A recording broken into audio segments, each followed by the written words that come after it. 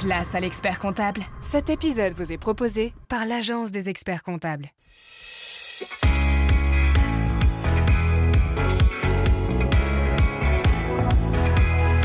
Une holding, c'est déjà une société qui a pour but, comme on le dit en anglais, de hold. Donc hold, c'est détenir des participations dans d'autres sociétés.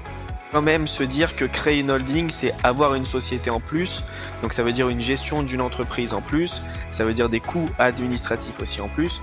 Donc il faut pas créer une holding juste pour créer une holding. Pour en tout cas avoir moins de fiscalité si t'en as pas besoin. Si t'en as besoin, bien sûr, il faut payer l'impôt sur le revenu. Mais si t'en as pas besoin, le secret un peu des riches, c'est de laisser l'argent dans les sociétés. Peut-être venir associer ma femme, mes enfants, mon conjoint et justement commencer à leur transmettre une partie de ce patrimoine qu'on est en train de construire en tant qu'entrepreneur.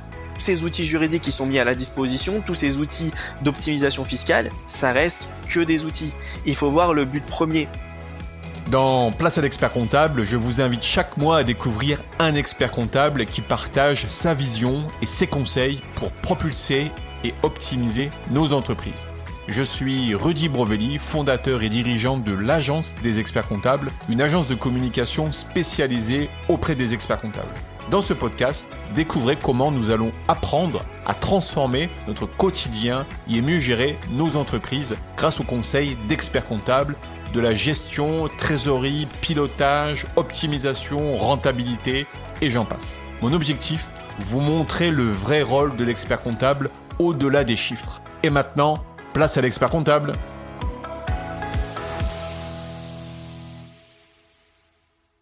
J'ai le plaisir d'accueillir ce mois-ci Raphaël Attard, expert comptable du cabinet Vellars. Raphaël est spécialisé dans l'accompagnement des entreprises, générant plus de 2 millions d'euros de chiffre d'affaires.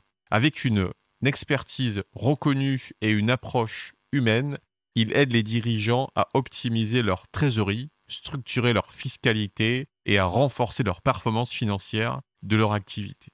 Fort de son expérience avec plus de 350 entrepreneurs qu'il a accompagnés, il allie outils modernes et conseils personnalisés pour des résultats concrets et durables. Écoute Raphaël, merci beaucoup d'avoir accepté mon invitation. Avec plaisir Rudy. Écoute, le plaisir est grandement partagé. Moi, j'ai souhaité ta participation au podcast Place à l'expert comptable pour démystifier le concept de la holding et pour comprendre comment elle peut servir d'outil stratégique dans le développement et la gestion de nos entreprises. Et savoir aussi comment notre expert comptable peut nous accompagner efficacement dans cette stratégie. En effet, une holding n'est pas seulement un moyen d'optimisation fiscale, c'est également un levier pour une gestion plus cohérente et stratégique des diverses entités d'une entreprise. L'expert comptable joue un rôle clé en fournissant des conseils stratégiques en s'assurant que la structure financière est optimisée pour le succès. Quels sont les moments clés pour envisager la création d'une holding ? Ça, tu nous expliqueras ça plus en détail. Et quels sont les bénéfices spécifiques que l'on peut attendre à court terme, à long terme, à moyen terme ?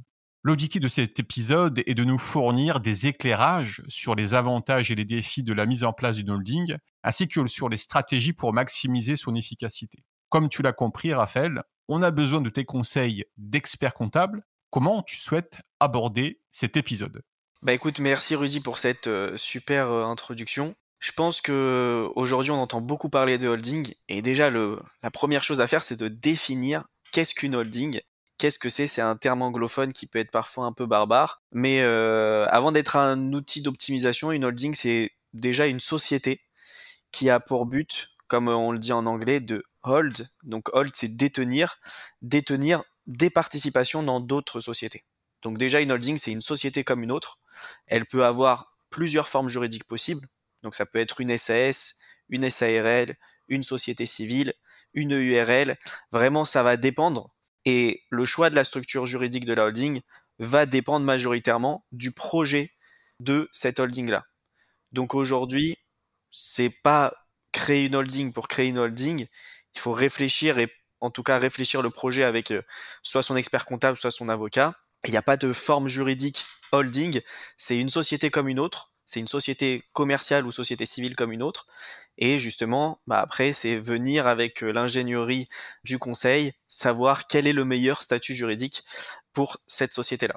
D'accord. Est-ce que juste une question avant d'approfondir. Est-ce qu'une holding est automatiquement rattachée à quelque chose ou je peux créer une holding, de zéro, sans avoir rien, avant en fait? Alors, très bonne question. On peut très bien créer une holding avant de créer ses sociétés opérationnelles, ce qui peut être intéressant, on le verra après, mais il faut quand même se dire que créer une holding, c'est avoir une société en plus, donc ça veut dire une gestion d'une entreprise en plus, ça veut dire des coûts administratifs aussi en plus, donc il faut pas créer une holding juste pour créer une holding pour se dire si un jour je vais monter un business, moi j'aurai déjà ma holding. En général, il faut quand même déjà avoir un projet qui est pensé ou même qui est déjà en train de tourner. Mais c'est tout à fait possible de créer une société holding, pour répondre à ta question, soit avant la création d'une société opérationnelle, soit même après. D'accord, OK. Et souvent, c'est plutôt souvent, en fait, les entrepreneurs le font plutôt avant, après? C'est quoi à peu près la tendance ou, est-ce qu'il y a une tendance ou est-ce que c'est au cas par cas? Très très bonne remarque. En général, la tendance, c'est que les gens, quand ils se lancent dans le business, alors soit au début, ils commencent avec un statut micro-entreprise, s'ils veulent tester leurs produits ou leurs services, ou alors il y en a qui commencent déjà à créer une société, mais ils se disent pas tout de suite, on va créer une holding. En général, on crée une société et on regarde si ça marche. Ça peut être différent parfois sur des profils un peu start-upers où eux, ils ont tellement de projets que en général, ils ont déjà une holding depuis le départ parce qu'ils savent qu'il y a plein de projets où ils vont lever avec des fonds d'investissement, donc autant bien piloter ça depuis une holding. Mais dans la grande majorité des cas, la holding se crée postérieurement à la création d'une première activité opérationnelle. OK. Moi, en tant qu'entrepreneur, qu'est-ce qui me viendrait à l'idée de me dire: «J'ai envie de créer une holding»? Qu'est-ce qui ferait que ça m'intéresserait, en fait, de créer une holding? Exactement. Alors la holding, elle peut avoir plusieurs intérêts et un des intérêts, ça va être déjà d'organiser le patrimoine. Donc, organiser le patrimoine, ça peut être déjà en termes de succession, ça peut être en termes d'association, ça peut être en termes de gestion peut-être de plusieurs activités business. Si demain, en tant qu'entrepreneur, tu as plusieurs activités, tu vas te dire, j'ai peut-être un intérêt à les faire toutes se rattacher à une structure qui va détenir toutes mes autres participations et ça va te permettre de gérer ton patrimoine professionnel, ton patrimoine aussi immobilier plus facilement. Qu'est-ce qui va faire que donc tu vas avoir besoin d'une holding ou que tu auras un avantage par rapport à ça? C'est déjà de se dire peut-être qu'avec ma société business, ma société opérationnelle, celle où je travaille, peut-être que je génère plus de résultats que ce que j'ai besoin pour me rémunérer et peut-être qu'il y a un intérêt d'utiliser cette trésorerie en plus pour la réinvestir soit dans d'autres projets entrepreneuriaux, soit dans des investissements immobiliers par exemple. Donc là, c'est de l'optimisation fiscale. Ça va être de l'optimisation fiscale et patrimoniale. Et l'idée, ça va être justement, oui, de venir utiliser par exemple cette trésorerie en plus pour la réinvestir dans d'autres projets. Parce que si tu prends cette trésorerie et que tu te la distribues, toi en nom propre, soit via des dividendes, soit via une rémunération, tu vas supporter la fiscalité personnelle. Ce qui est aujourd'hui la fiscalité la plus importante en France, qui peut monter jusqu'à presque 45% d'impôts. Alors que si tu le réinvestis directement via un système de holding, on rentrera peut-être un peu plus dans les calculs après, bah tu vas avoir en tout cas pas cette fiscalité personnelle et donc tu vas avoir un pouvoir de réinvestissement qui sera plus important que si tu l'avais fait en nom propre. Maintenant, il peut y avoir d'autres cas d'utilisation d'une holding. Par exemple, tu sais que tu veux revendre dans quelques années ta société business, ou tu sais que tu vas la revendre même dans quelques jours. Il y a des mécanismes fiscaux quand une société détient les titres d'une société qui va permettre de venir exonérer une grande partie de la plus-value que tu vas faire sur ces titres. C'est des dispositifs spécifiques qui existent que pour les sociétés, qui n'existent pas pour les personnes qui détiennent leurs titres en nom propre. Donc pour te donner l'exemple, quand une société détient des titres de participation d'une autre société pendant plus de 2 ans, et bah grosso modo, la plus-value que tu vas faire sur ces titres, elle va être en quelque sorte exonérée à hauteur de 88%. Donc je te donne un exemple chiffré. Imagine tu as créé une société avec 1 euro de capital, d'accord? Tu la revends 1 million. Donc on va faire simple, ça fait grosso modo 1 million de plus-value. Si tu détiens ces titres en nom propre, alors pour faire simple, on va dire que cette société elle a été créée après 2018, parce qu'avant 2018 c'était des règles différentes, mais aujourd'hui après 2018, tu vas être imposé à la flat tax sur cette plus-value, soit 30%. Donc tu payes 300 000 euros. Et après il te reste 700 000 euros que tu as dans ta poche en nom propre. Maintenant, pas tout le monde a besoin d'avoir 700 000 euros dans sa poche. Peut-être qu'ils ont besoin d'un peu et le reste le réinvestir dans des projets entrepreneuriaux. Et c'est là que la holding a tout son sens, c'est que si tu détiens ces titres avec ta holding depuis plus de 2 ans, eh ben, tu vas payer de l'impôt sur les sociétés, donc sur la plus-value, mais sur 12% du montant. Donc ça veut dire là, j'avais une plus-value à 1 million. Je vais payer un taux d'impôt sur les sociétés sur seulement 120 000 euros de plus-value. Et donc là, je me retrouve donc avec un montant qui est quand même beaucoup plus important dans ma société. Si on reprend notre exemple de 1 million de plus-value, d'accord, je suis imposé sur une plus-value donc de 12%, ça fait 120 000 euros. On va dire que je suis au taux maximum d'impôt sur les sociétés. Ça veut dire que je paye 25%, ça veut dire qu'on m'a enlevé 30 000 euros. Donc sur mes 1 million de plus-value, eh ben, je me retrouve avec 970 000 euros sur la société, d'accord. Et ces 970 000 euros, si je veux en prendre un bout personnellement, bah là par exemple je paye de la flat tax sur des dividendes, donc peut-être que j'ai besoin que de 100 000 euros, j'ai pas besoin de 700 000 euros pour reprendre notre exemple qu'on avait cité auparavant, et peut-être que le gras qui reste, donc quasiment 870 000 euros, eh ben je vais le réinvestir dans d'autres projets entrepreneuriaux. Et là j'ai un pouvoir d'achat qui est quand même bien plus important, parce que quand on enlève l'impôt sur les sociétés qu'on vient de calculer, on était à 970 000 euros de pouvoir pour réinvestir, alors que dans l'exemple où on les détenait en nom propre, bah on avait 700 000 euros à réinvestir. Donc on a quand même 270 000 euros de pouvoir de réinvestissement en plus. Donc c'est un sacré outil qui peut être intéressant, notamment dans ces cas-là, quand ça va être pilotage de revente de titres, pilotage de réinvestissement, parce que on n'en a pas encore parlé, mais il y a toute une stratégie à faire remonter des dividendes depuis des sociétés opérationnelles. C'est aussi une fiscalité plus avantageuse quand c'est par des holdings que quand c'est en nom propre. Ok, ouais. Donc ça veut dire que quand tu réinvestis en fait cet argent qui te reste, tu le réinvestis au nom de la holding. Exactement. Tu réinvestis au nom de la holding, donc c'est pas toi qui détiens ces titres en nom propre, c'est la holding qui les détient. Mais de toute façon, tu es dans une stratégie en fait de réinvestissement, de créer un patrimoine, et donc tout ça va être centralisé dans cette holding-là. Et peut-être que c'est 900 000 euros que tu vas réinvestir dans une autre entreprise. Ça se trouve, dans 2 ans, tu vas revendre cette entreprise encore une fois. Et ça se trouve, ça va te permettre de générer encore une plus-value qui sera très peu fiscalisée. Et encore une fois, si un jour tu as besoin de prendre de l'argent, bah, tu peux te verser des dividendes, tu peux te verser de la rémunération. Mais l'idée, en France en tout cas, c'est d'essayer de prendre vraiment ce qui t'est nécessaire pour vivre, on va dire, sur tes comptes personnels, pour être imposé à l'impôt sur le revenu des personnes physiques. Et tout ce que tu n'as pas besoin et que tu veux laisser dans un environnement patrimonial, essayer de le loquer dans des structures à l'impôt sur les sociétés, pour en tout cas avoir moins de fiscalité si tu n'en as pas besoin. Si tu en as besoin, bah bien sûr, il faut payer l'impôt sur le revenu, mais si tu n'en as pas besoin, le secret un peu des riches, c'est de laisser l'argent dans les sociétés. C'est ça. En fait, donc c'était une question de mindset, d'état d'esprit. C'est-à-dire que je prends ce que j'ai vraiment besoin et ensuite le reste, ça sert à rien d'avoir des comptes qu'on remplit à ras-bord sans forcément en avoir besoin. Et le reste, je pense, investissement, investir, soit immobilier comme tu disais, ou soit rachat de société, ou soit relancer une boîte, etc. Exactement. Et il y a tout un intérêt, là, c'est un peu le sujet d'après, à penser transmission-succession.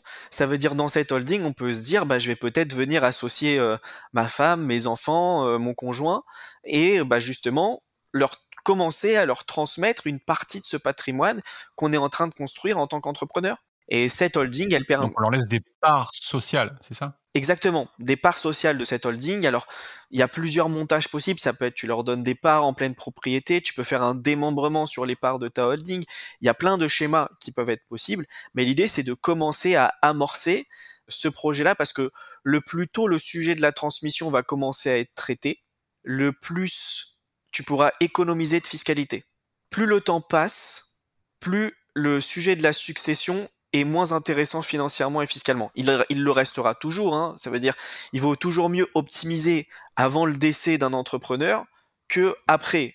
Mais le plus tôt tu vas le faire, même si tes enfants sont très jeunes, on peut les protéger dans les statuts pour dire qu'ils sont engagés en quoi que enfin engagés, on va dire enfin peu engagés en tout cas sur leurs responsabilités dans les sociétés. C'est possible avec certains types de formes juridiques. Mais en tout cas, même s'ils sont mineurs, il y a tout un intérêt demain à les faire entrer dans une structure pour qu'ils commencent à être associés dans du patrimoine immobilier, même dans du patrimoine professionnel, et que demain, bah voilà, on ait déjà amorcé le sujet de la transmission. Et la holding, c'est un outil pour pouvoir le faire. D'accord. J'avais un discours sur ça, sur intégrer les enfants en fait dans le cas de figure dans une holding, dans une société, c'était d'attendre en fait que vos enfants soient responsables. Alors j'ai pas compris le mot responsable, je lui ai expliqué, explique-moi ce que tu entends par responsable, et il m'expliquait qu'ils soient en fait responsables dans ses choix en fait de développement. Par exemple, si demain il rencontre quelqu'un, un mari, une femme qui est pas forcément aligné avec tout ça, qu'il utilise en fait ce que sa femme ou son mari a comme possession pour récupérer une partie alors que c'est pas à lui, tu vois. Donc ça, toi, c'est quoi ton retour par rapport à ça? Alors, j'entends, c'est une très bonne remarque. C'est sûr que dans ces sujets-là, de savoir si nos enfants vont pas dilapider, on va dire, les entreprises familiales, je pense que c'est une crainte qu'ont beaucoup de très grands entrepreneurs à travers le monde, parce qu'ils ont déjà été confrontés à ces problèmes-là. Maintenant, il n'y a pas de meilleure solution. Déjà, la première solution, c'est de dire qu'ils seraient qu'associés peut-être, ou alors qu'ils auraient peut-être que la nue propriété et pas l'usufruit. Ça veut dire qu'ils ne toucheraient pas les bénéfices de l'activité, tant que ça, t'aurais pas décidé en quelque sorte de les transmettre. Il y a plusieurs possibilités sur ça. Maintenant, sur le sujet du conjoint, alors faut quand même savoir que si tu as quelque chose qui t'a été transmis avant ou après mariage dans le cadre d'une succession, peu importe que tu sois marié en contrat séparation de biens ou sous le régime de la communauté universelle, tout ce qui te provient d'une donation, ça reste un bien propre. Ça veut dire que d'après la loi, ton conjoint ne pourra pas réclamer une partie de ce bien. Donc sous le régime ou le régime de la communauté, ça veut dire que les époux mettent tout en commun, c'est tout ce qui provient d'après le mariage, en tout cas qui sera mis en commun, mais ce qui provient d'une succession, que ce soit avant ou après le mariage, dans n'importe quel des régimes, ça reste toujours ce qu'on appelle un bien propre pour l'héritier. Donc il y a cette protection un peu plus, mais après rien n'empêche à l'héritier, comme tu dis, de vouloir dilapider la fortune familiale. Et il y a des millionnaires, je pense, à travers le monde qui ont eu ce problème-là, hein, avec des enfants qui n'étaient pas du tout alignés. C'est pour ça, je sais pas, je lisais la dernière fois, je crois que Warren Buffett ne veut quasiment rien léguer à ses enfants. Je crois que Jackie Chan aussi. Pourtant, ils sont dans deux secteurs d'activité, un l'investissement, autre plutôt le cinéma. Mais voilà, ça peut être aussi un postulat pour se dire, je veux qu'ils se construisent d'eux-mêmes. Donc c'est une stratégie de réflexion à avoir, c'est évident. Mais il peut y avoir cet intérêt-là, peut-être, de succession, etc. Après, la holding, ça peut aussi être un outil qui est utilisé entre un mari, une femme, entre deux frères, entre un frère, une sœur, entre une famille, ce qu'on appelle aussi, grosso modo, des family office. Ça veut dire qu'on a des familles qui se regroupent dans des holdings patrimoniales, un peu à la manière, je pense, du groupe LVMH et de Bernard Arnault. Il a isolé tout en haut de sa pyramide un peu tous les membres de sa famille et ils détiennent un peu tout le groupe à travers ces fameuses holdings patrimoniales. Et après, c'est toujours possible d'architecturer, d'avoir une holding sur une holding où moi je resterai tout seul, où Bernard Arnault peut-être est tout seul majoritaire et ses enfants sont minoritaires dans d'autres structures. Tout est possible, tout peut s'architecturer. Il faut juste pas le faire, on va dire, de se dire je crée une holding pour créer une holding. C'est vraiment un outil, c'est pas une finalité une holding. Ça veut dire que ça, c'est comme une société. C'est un outil de croissance, non? C'est un outil de croissance, c'est un outil de patrimoine, mais ça reste avant tout qu'un outil. Ça veut dire, c'est là pour servir un but. On crée pas une holding, on crée pas une société si on n'a pas un but derrière. C'est pas je crée une holding pour pouvoir économiser des impôts. Ça se trouve, la stratégie, elle est pas du tout adaptée dans ton cas. Donc en fait, c'est une stratégie qui se réfléchit.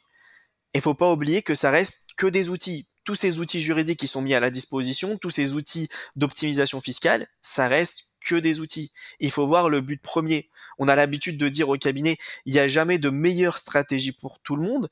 On essaye juste de construire la stratégie la plus adaptée au projet de chacun.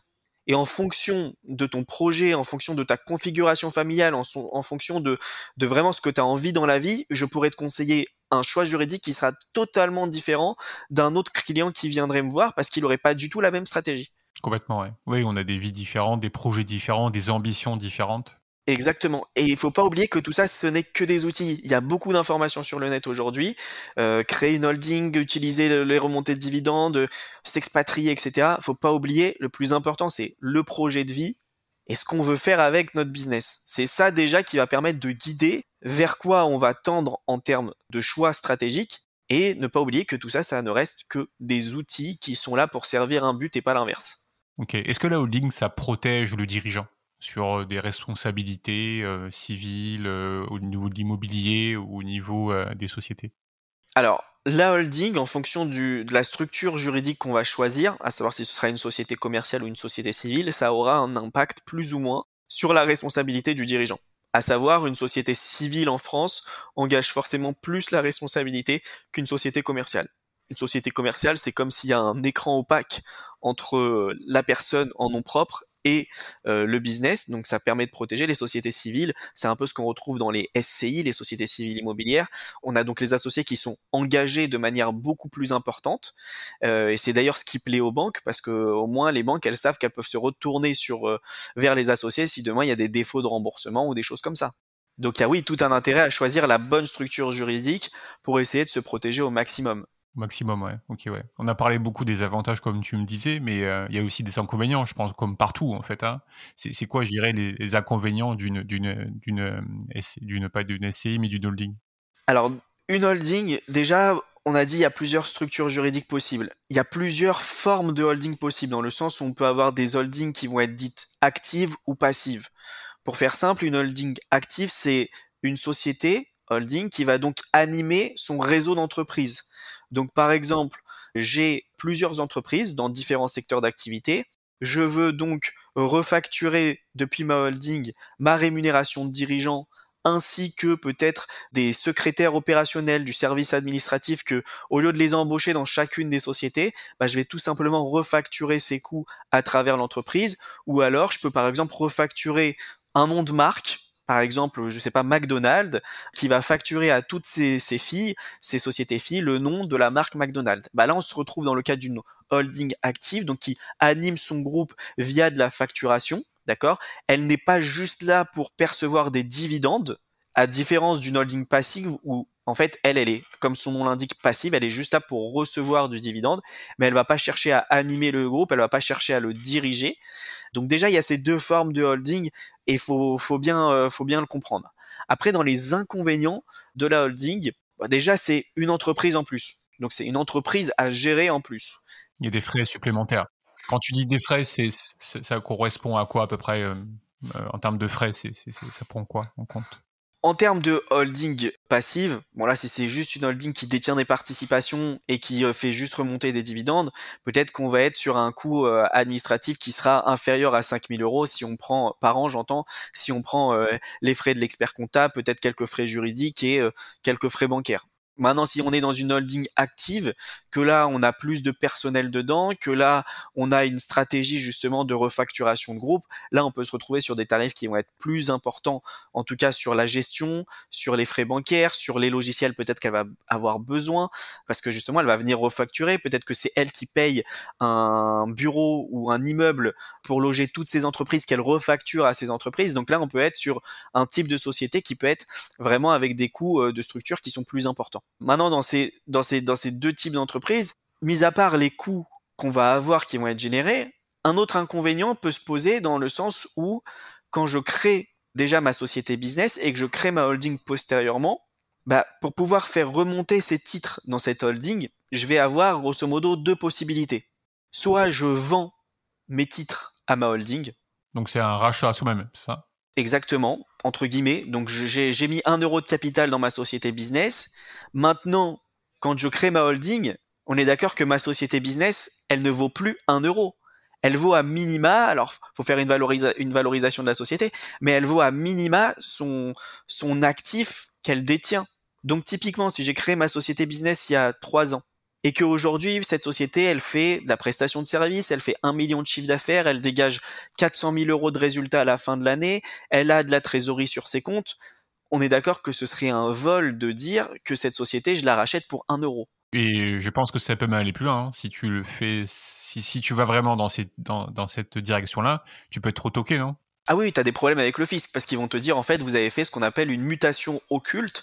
Vous avez, entre guillemets, vendu pour 1 euro symbolique quelque chose qui en valait beaucoup plus. Et en fait, le fisc va te retoquer parce que eux, ils attendent des sous sur cette plus-value en quelque sorte. Parce que tu as mis 1 euro pour créer la société, et on va dire que demain, elle en vaut 500 000, donc potentiellement, tu as fait 500 000 de plus-value.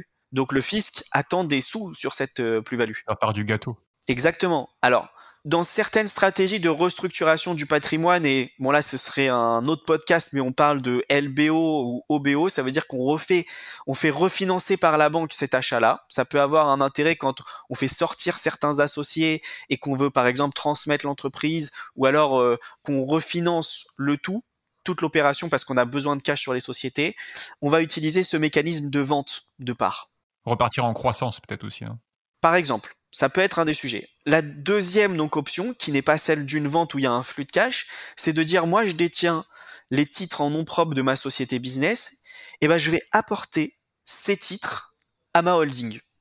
Donc quand on crée une société, on a toujours l'habitude de verser un montant au capital, donc 100, 1000, 10 000 euros sur le compte bancaire.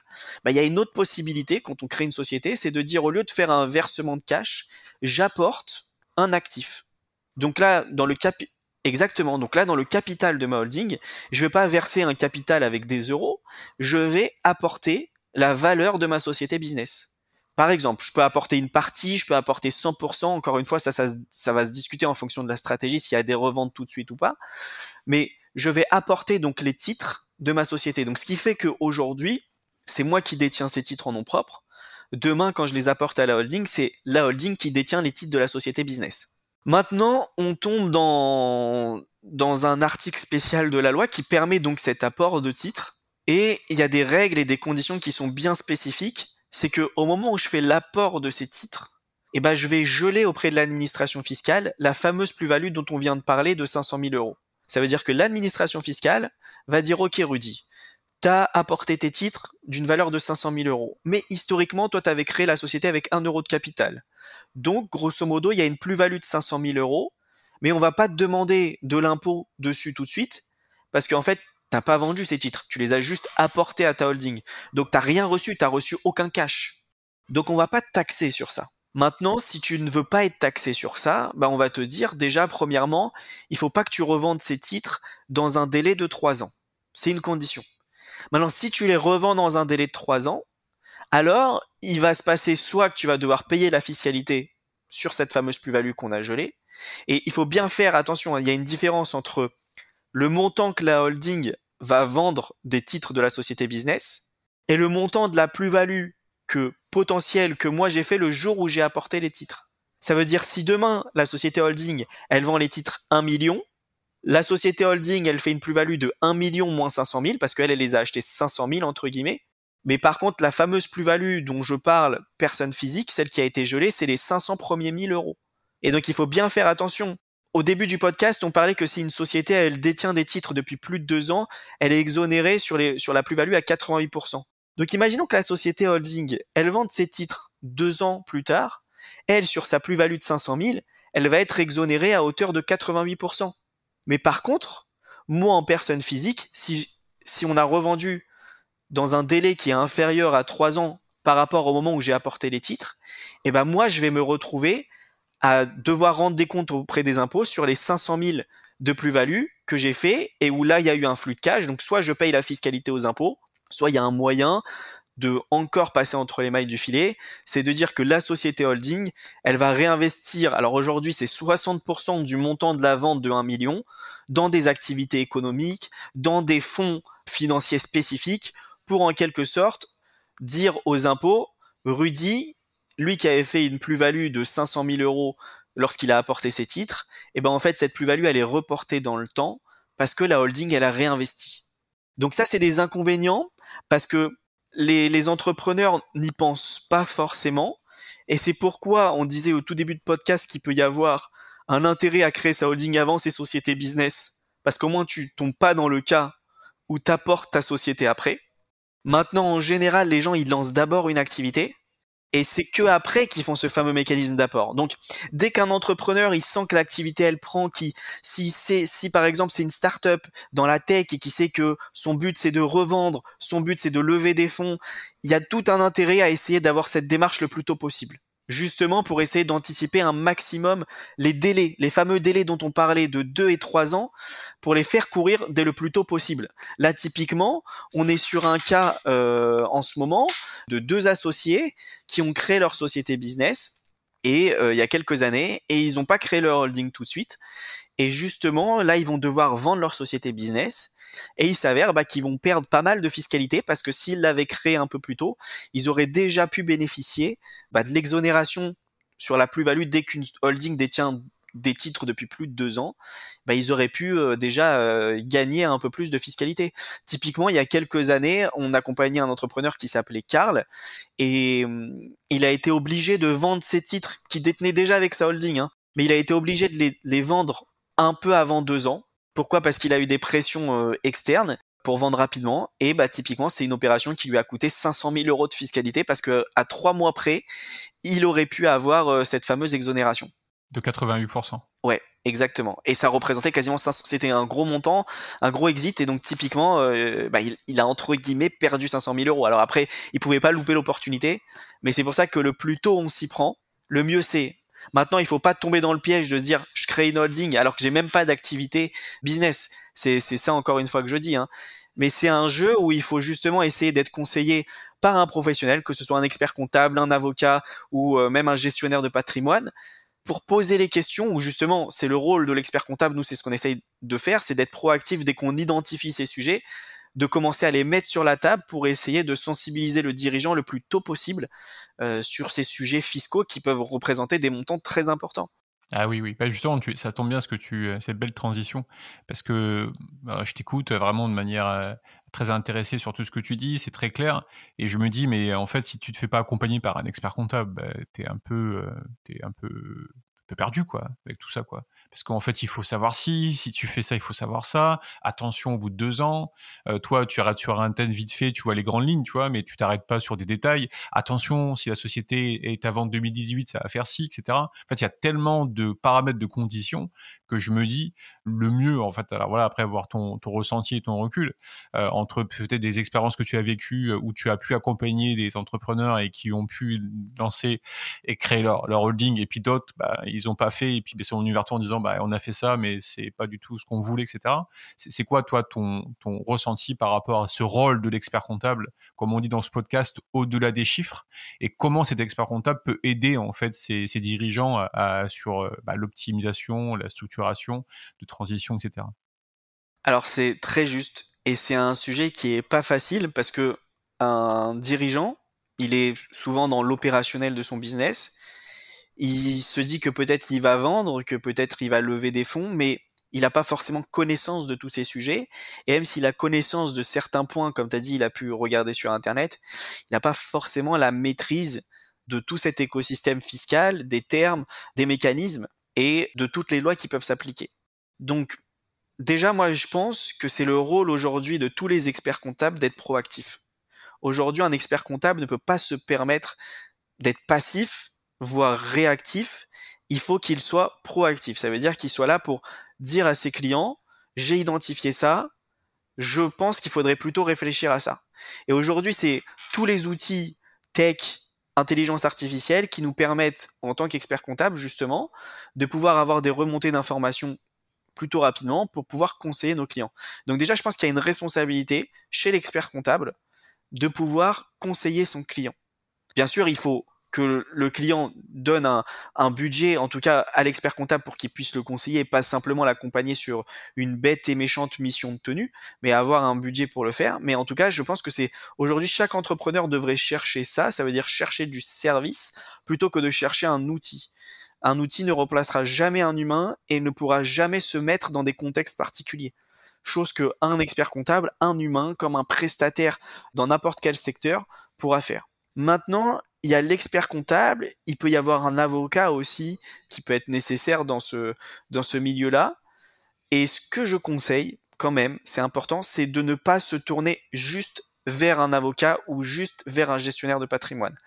Pourquoi ? Parce que c'est des professionnels qui n'ont pas forcément la vision sur tout le patrimoine de l'entrepreneur ou alors sur tous ces enjeux fiscaux, personnels et familiaux.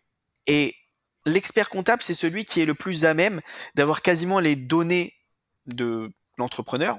Parfois, on peut même dire qu'un entrepreneur, il se met à nu devant son expert comptable, parce que pour pouvoir donner le meilleur conseil, on est obligé d'avoir la roadmap la plus large et vraiment avoir une big picture de tout ce qu'a l'entrepreneur, que ce soit sa famille, que ce soit son héritage, etc. Et parfois, les avocats, ils n'ont pas forcément toutes ces informations-là, ce qui fait qu'ils vont les orienter vers des choix fiscaux qui ne sont peut-être pas forcément les meilleurs à ce moment-là, et que s'ils avaient plutôt échangé avec l'expert comptable, bah, la stratégie, elle aurait été vraiment différente. Il y a quelques années, on avait récupéré un client qui s'appelait Philippe. Il avait une société dans le monde de la gestion de patrimoine, donc il connaissait quand même un peu tous ces enjeux-là. C'était un entrepreneur qui connaissait un peu la fiscalité, un peu la comptabilité. Et à un moment, il a fait une opération juridique, et donc il s'est simplement, avant de venir nous voir, il s'était retourné vers son avocat. L'avocat avait très bien fait les choses sur la partie sur laquelle il avait été en tout cas sollicité. Mais il n'avait pas vu un certain point qui était plus un point comptable et fiscal, et qui faisait que dans ce mécanisme-là, donc c'était un mécanisme justement de restructuration avec plusieurs holdings, il y a plusieurs holdings en cascade, et ben il a fait un schéma, et donc une fois que tout est signé, c'est dommage, où les associés ont perdu 1 million de dividendes. Ils ont perdu 1 million de dividendes. Alors, ils les ont perdus temporairement parce que ils les ont en quelque sorte retrouvés le jour où ils ont vendu leur groupe. Mais en tout cas, pendant quasiment 5 ans, ils ont perdu le droit de se verser 1 million de dividendes. Parce que justement, il n'y a pas eu de contact entre l'avocat et l'expert comptable. Et peut-être que l'expert comptable, en tiltant juste ce que voulait faire l'avocat, il lui aurait dit « Fais attention, là c'est pas le meilleur schéma, il y a peut-être juste une astuce à faire pour pouvoir optimiser encore plus ça. » Et c'est ce qui n'avait pas été fait à l'époque. Et donc nous on récupère le dossier après, donc on voit tout de suite la boulette, et justement on prévient l'associé, mais bon c'était trop tard. Ça veut dire que ça avait déjà été fait, ça avait déjà été acté. Donc c'est pour ça qu'il faut s'entourer de professionnels, comme tu disais. Un expert comptable, en tout cas, c'est celui qui doit être en relation avec vos autres partenaires. Si vous avez décidé de solliciter d'autres partenaires, des avocats, ça peut être des directeurs financiers, ça peut être des conseillers en gestion de patrimoine, des fiscalistes, il faut toujours faire un point avec son expert comptable. C'est hyper important parce que justement, il y a certains éléments qui sont pas forcément maîtrisés par tous ces autres partenaires, et l'expert comptable, il peut avoir une vue un peu plus large parfois, ou même vice-versa, il peut lui aussi apprendre d'autres informations super importantes sur vous de vos autres partenaires. Donc n'hésitez pas à mettre vos partenaires en commun. Il vaut peut-être mieux payer un peu plus d'honoraires sur la mission de restructuring et faire intervenir tout le monde, plutôt justement que de faire les choses de manière isolée et de se retrouver quelques jours ou quelques mois plus tard et savoir que vous avez perdu 1 million, 2 millions ou 500 000 dans cette opération-là, parce qu'il y avait un meilleur moyen.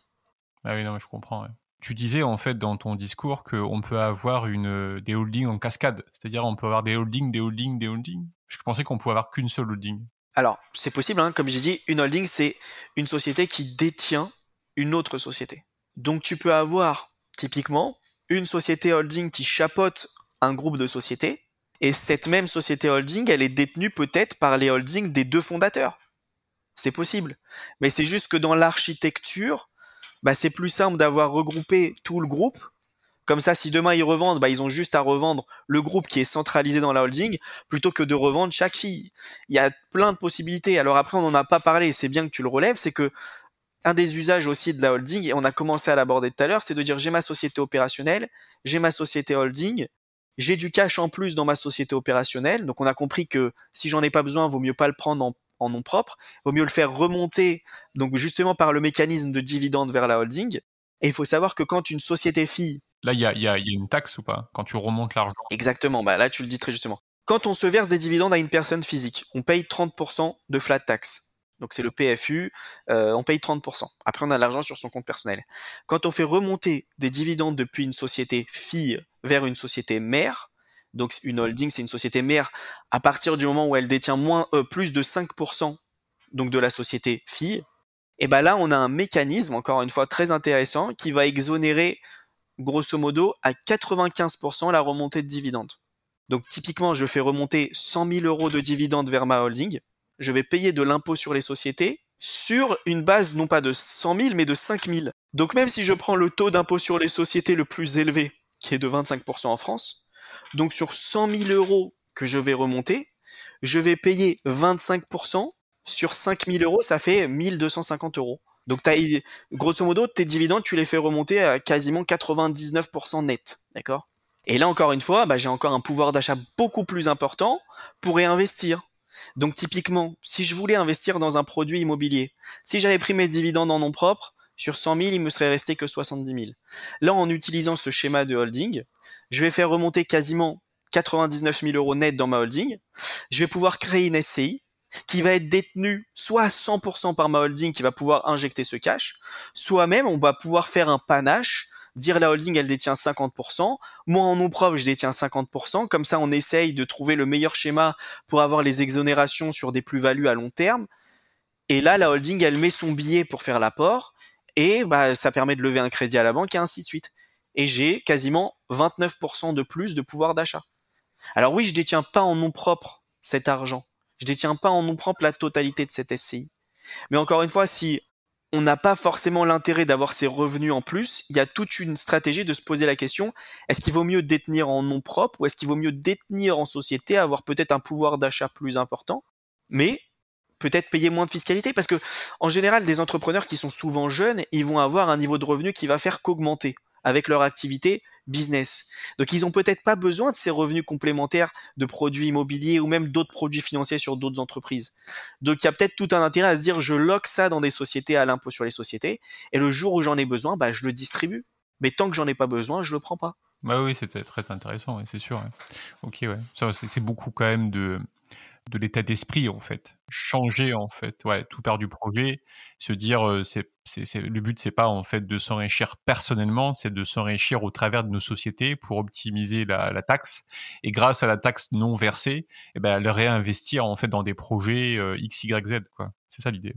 Oui, alors après, quand même, le but, c'est... Alors après, quand même, l'idée, c'est de récupérer le de fruit de pouvoir tout ça. recouvrir, de récupérer cet argent à un moment. Donc oui, il y a des moments où il va falloir sortir cet argent, il y a des moments où il va falloir faire de la donation, mais tant qu'on n'en a pas besoin dans l'instant T, c'est une stratégie de se poser comment j'architecture ça. Un groupe à l'impôt sur les sociétés, est-ce que j'ai des sociétés plutôt à l'impôt sur le revenu? Il y a toute une logique, justement, d'en fonction du projet du client, de se poser la question de savoir vers quel régime fiscal je tends. Dans l'immobilier, le postulat ultime, c'est de dire je vis à l'IS pour mourir à l'IR. Ça veut dire que pendant toute la vie du bien, il est imposé à l'IS parce que la fiscalité elle est plus avantageuse. Mais au moment où le bien meurt en quelque sorte, donc ça veut dire au moment où le bien est vendu, on préfère toujours la fiscalité à l'impôt sur le revenu. Pourquoi? Parce qu'on a des abattements qui sont possibles qu'on n'a pas dans des sociétés à l'impôt sur les sociétés. Donc voilà, c'est toujours d'essayer de réfléchir et de trouver le meilleur mécanisme possible pour essayer de quand même mêler le projet entrepreneurial, l'économie d'impôt et à la fin, bien sûr, avoir quand même des sous en échange de tout ça. Parce que si un entrepreneur il a fait tout ça pour se retrouver avec zéro à la fin, il y a pas eu de but quoi. Il y a quand même un but qui reste quand même lucratif dans une entreprise. D'ailleurs c'est le premier but d'une entreprise. Si elle est pas lucrative, elle est un peu illégale cette entreprise. Oui, ou c'est une association de Wall 1901, quoi. Oui, ça peut être une association caritative plutôt qu'une entreprise. Voilà, une entreprise n'a pas le droit de vendre à perte. Donc voilà, c'est essayer de mêler un peu tous les objectifs du client. Et la holding, c'est un outil qui peut servir justement les intérêts du client. Ouais, ok. J'ai juste, avant de terminer cet épisode et avant avoir ton mot de la fin, faire un petit focus justement sur cette partie accompagnement de l'expert comptable, au-delà des chiffres, au-delà de la partie tenue de compte, au-delà de la partie expertise. C'est d'aller chercher en fait la partie pilotage. Dis-moi ce que tu en penses de ça. Est-ce que si l'expert comptable, le cabinet dispose de cette partie pilotage de l'entreprise du client, est-ce qu'il va pouvoir être justement proactif par rapport à tout ça et soit au trimestre, soit mensuel ou soit au trimestre, avoir la fréquence du tableau de bord, mais donner des métriques qui vont permettre de dire ah là, depuis quelque temps, il y a une accélération. Là, je vous encourage fortement à passer sous un format de holding. Qu'est-ce que tu en penses de ça? Je pense que c'est un sujet intéressant. Aujourd'hui, c'est vrai que avoir une vision pour un entrepreneur même de quelques KPI, de quelques indicateurs qui peuvent être clés, hein, ça peut être des indicateurs financiers ou même non financiers dans certains business, au moins de faire un point tous les trimestres, à minima, c'est important, ne serait-ce que pour le business en lui-même, de savoir s'il est sur le bon chemin, s'il n'y a pas un tir à corriger, parce que tout ce qui ne se mesure pas ne peut pas s'améliorer. Donc ça, c'est le même cas pour quelqu'un qui fait du sport, qui traque un peu ses temps de sport, quelqu'un qui veut faire un régime, s'il traque pas son poids et ce qu'il mange, il n'arrivera pas à maigrir. Si on prend le business, en tout cas de manière sérieuse, on est obligé d'avoir de la donnée à analyser. Et la donnée financière, c'est la base de ce qui va permettre après de pouvoir tirer des analyses, de pouvoir aller se dire on va aller chercher des schémas pour optimiser tout ça, mais c'est déjà d'avoir ces informations. Un dirigeant qui aujourd'hui se dit je fais ma comptabilité une fois par an et j'essaye de tout rattraper, il est sûr que il passe à côté de plein d'opportunités et que typiquement, ça peut être des opportunités business ou fiscales. Il peut ne pas avoir identifié qu'il y a des gens qui volent dans la caisse, il peut ne pas avoir identifié qu'il y a peut-être certains produits qui se vendent mieux que d'autres, il peut avoir identifié que sur certains projets de prestation de services qu'il a vendus, il n'était pas rentable. Donc avoir des KPI, c'est déjà hyper important pour un entrepreneur. Avoir cette mission en plus pour l'expert comptable, ça va que permettre aux professionnels du chiffre de pouvoir délivrer encore plus de valeur à son client et d'identifier justement tous ces sujets. Après, ça reste quand même dans la responsabilité de l'expert comptable, justement d'être proactif, de ne pas simplement envoyer un tableau de bord, mais de l'illustrer, voilà, d'identifier les points, de l'expliquer, de venir challenger. Nous, c'est ce qu'on essaye de faire. C'est pas simplement on envoie un tableau, c'est on fait une restitution, on vient poser des questions, on challenge le projet entrepreneurial à chaque fois justement pour voir s'il n'y a pas des axes d'amélioration. Sur ces points de restit qu'on a avec nos clients, je vais dire que je me positionne comme un ami, mais aussi comme un potentiel concurrent. Et quand je me positionne comme ça, je permets en général à l'entrepreneur de pouvoir voir certains points où il va pouvoir justement se différencier de ses concurrents. Parce que si je me mets dans la tête d'un concurrent et que je suis face à mon client, je vais lui dire là peut-être que moi je vais te piquer ces parts de marché là. Peut-être que là tu fais tout simplement pas assez de marge. Peut-être que là, il faudrait augmenter certains produits. Peut-être que là, si tu veux faire 10 fois plus de chiffre d'affaires, il y a des actions à mettre en place. Donc, c'est venir vraiment challenger et pousser l'entrepreneur dans ses retranchements. Et c'est là l'objet aussi d'une restitution de chiffres, c'est que l'expert comptable soit là pour apporter son conseil et sa valeur ajoutée. C'est pas simplement produire un tableau et l'envoyer. Ça, c'est quelque chose qui se faisait peut-être il y a quelques années, mais aujourd'hui, on se doit de donner plus de valeur. Alors bien sûr, il faut qu'on ait cette mission avec le dirigeant, mais c'est une mission aujourd'hui qui me paraît essentielle quand on a un dirigeant qui a un business solide et qui veut faire croître son business. Oui, c'est un accord ensemble. Ouais. Top. Et si tu aurais un mot de la fin, ça serait lequel ? Le mot de la fin, c'est que la holding ou tous ces outils, ça reste que des outils, c'est pas un but. Oui, c'est pas une baguette magique, quoi. Exactement, ça doit venir servir un but.